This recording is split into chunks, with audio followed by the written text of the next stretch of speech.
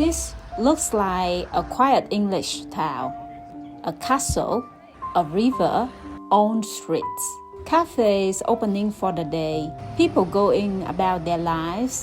But 500 years ago, this was a place where the fate of England could be decided. A man who lived here half overthrew a king, then he half put another king on the throne. Then he turns against him, and eventually he died fighting for the crown he had half controlled. His name was Richard Neville, the Earl of Warwick, the Kingmaker. But Warwick's story doesn't end with him, because 2 centuries later, the town itself would face disaster. Fire would tear through its streets.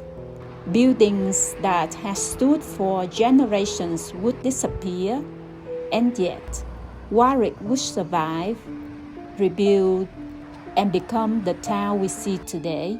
This is the story of Warwick, a town shaped by power, war, fire, ambition, and ordinary people who simply refuse to let it disappear. Long before tourists come here, before cafes, cars, and crowded streets, there was the river. The River Avon have made Warwick a natural place for settlement, water, transport, protection, and eventually power. After the Norman Conquest of 1066, the Normans strengthened Warwick and established a castle here. At first, it was a relatively simple wooden fortress, but the settlement was too important to remain that way. Wood becomes stone, walls become stronger, towers rose above the town, and Warwick Castle became one of the most important symbols of power in the regions, because in medieval England, a castle was never simply a building. It was a message. It told everyone who controlled the castle, controlled the land, and for generations, Warwick would be dominated by one of England's most powerful noble families, the Earls of Warwick. Imagine Warwick hundreds of years ago.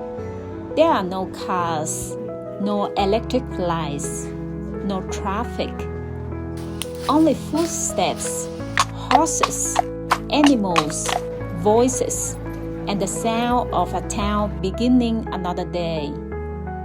Inside the castle, the work had already started. Fires had to be lit. Bread had to be baked. Horses had to be fed.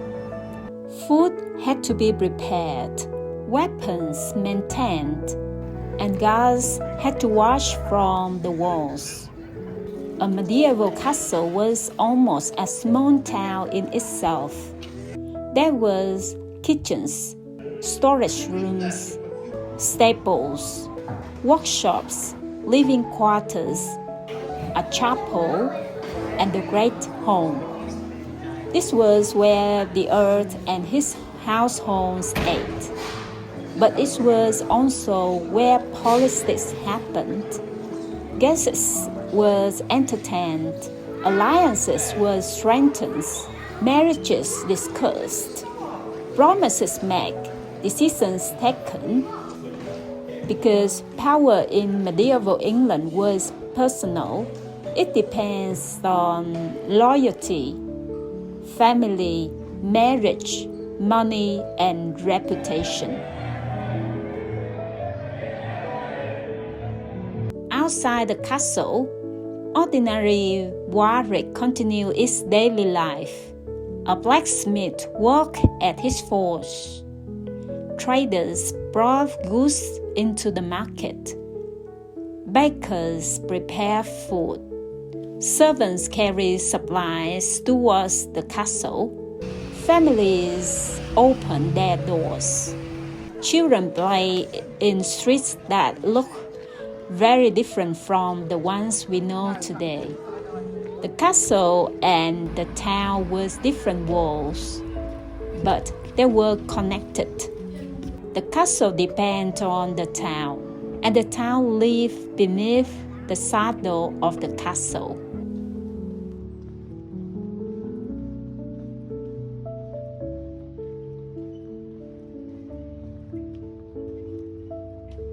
Then England began to tear itself apart. By the middle of the 15th century, the country has endured years of war in France. King Henry VI was struggling to rule.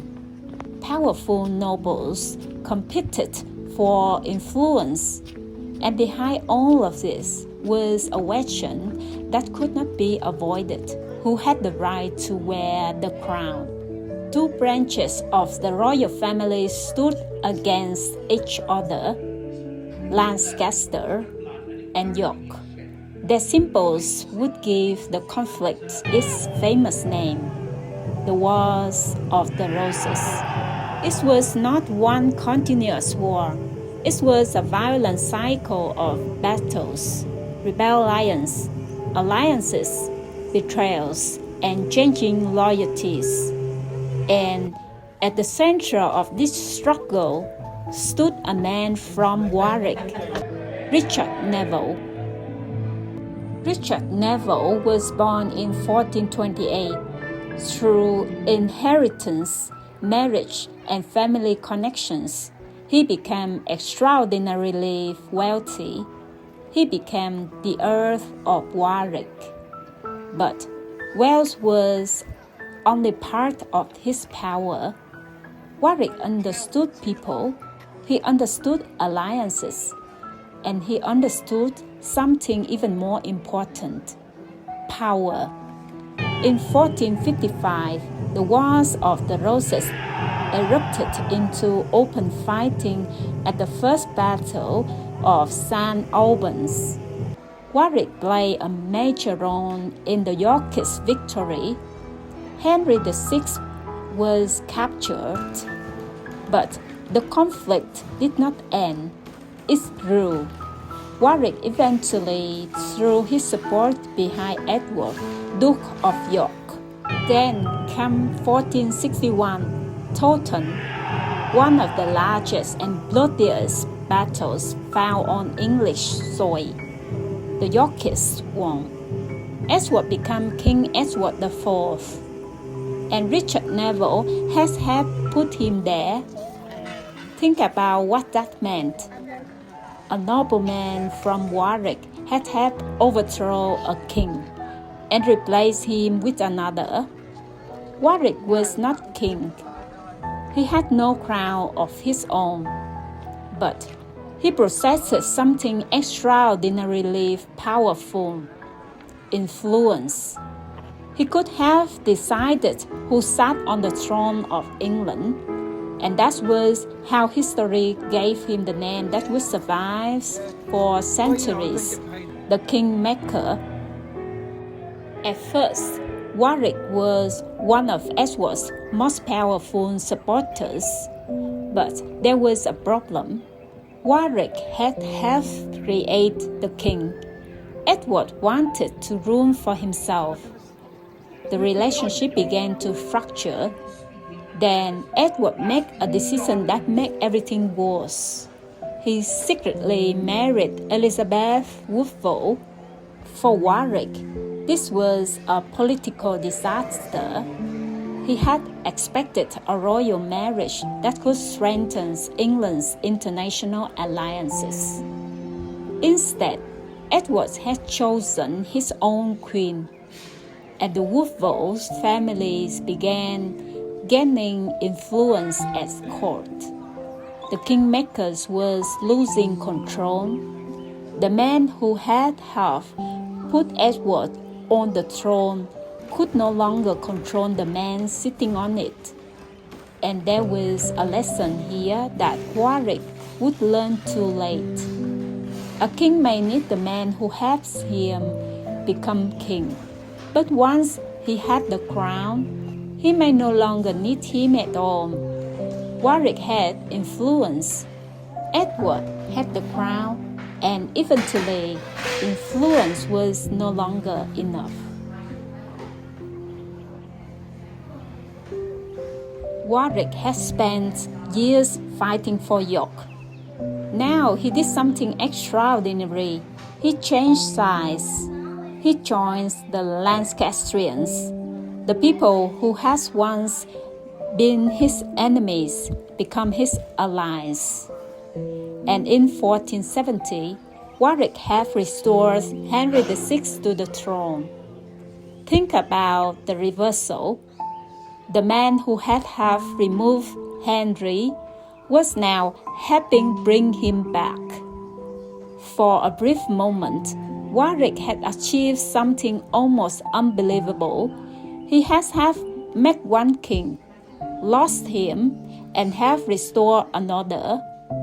But Edward IV was not finished. In 1471, Edward returned to England, and once again, the future of the crown would be decided by war.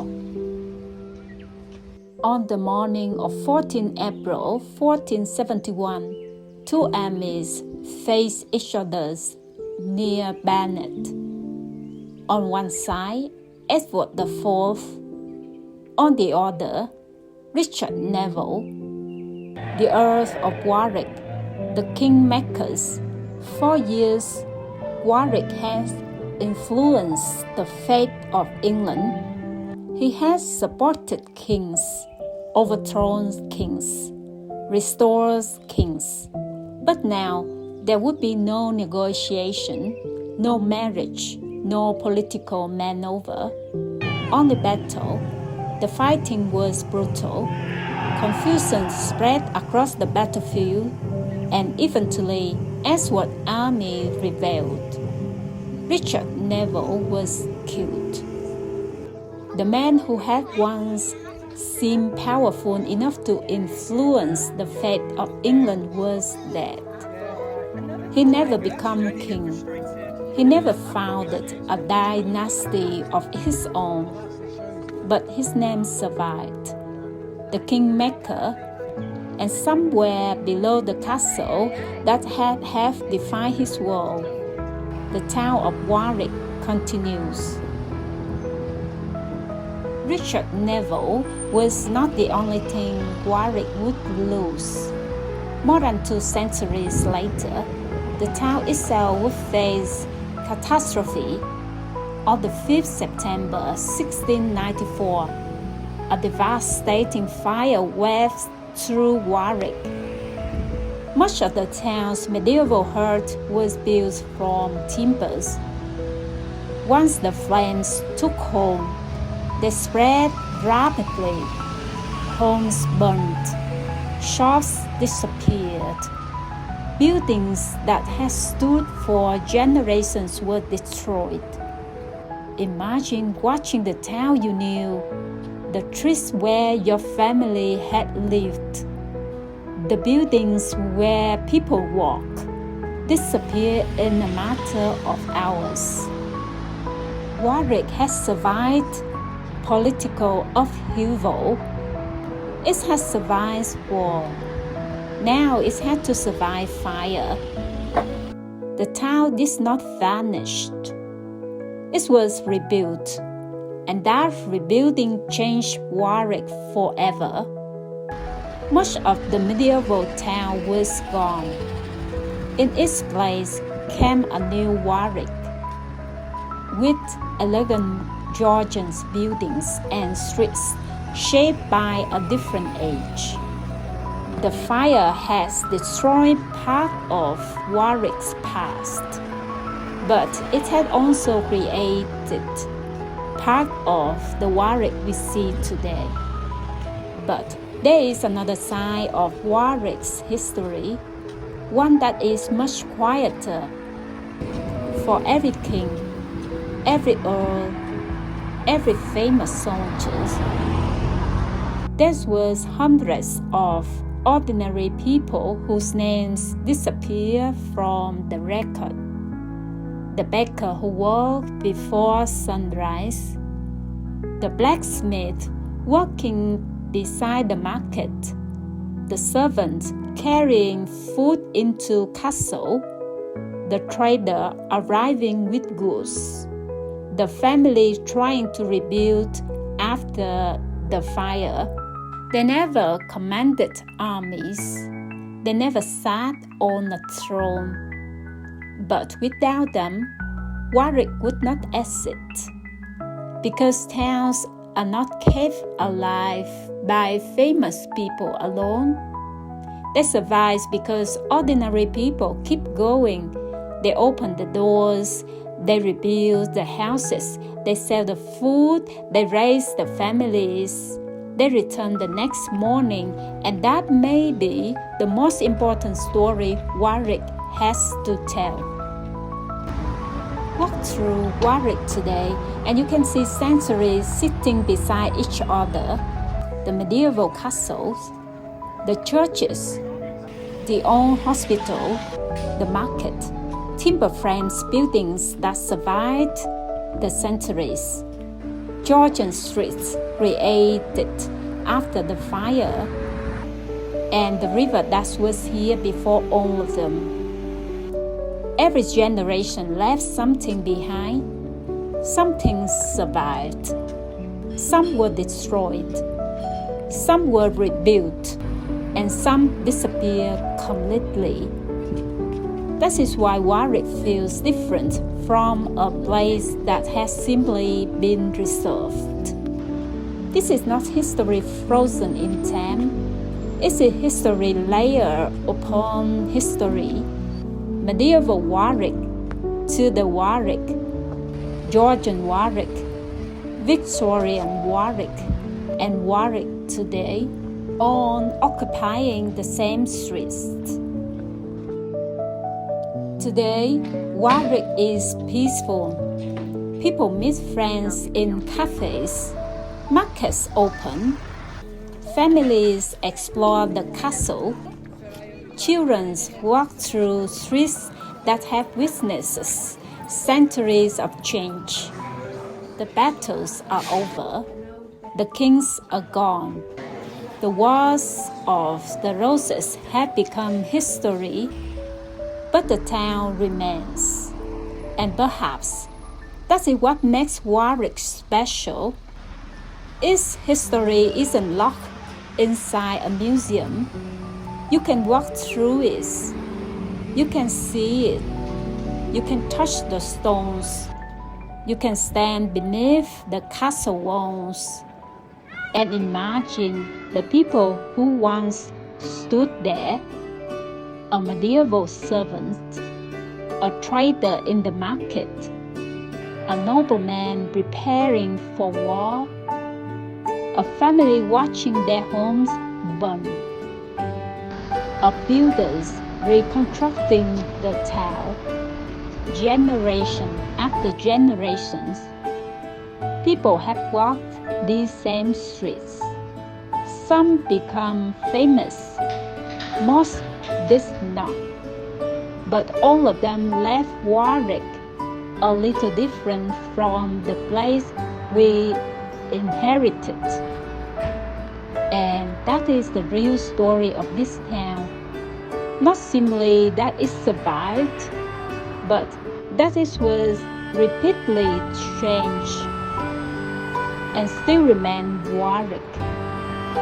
The kings are gone, the battles are over, the people who once walked these streets are long forgotten, but the streets remain.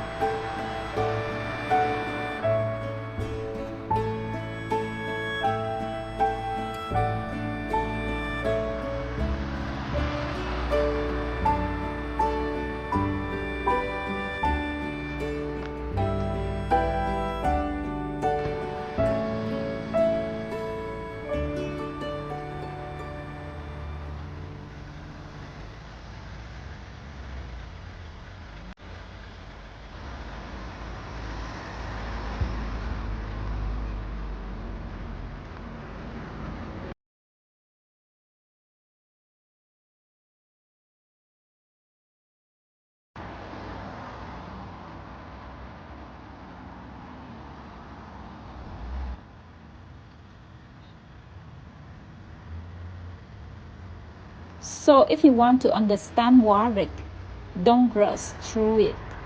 Walk slowly, look up, look around, because here every corner has a story.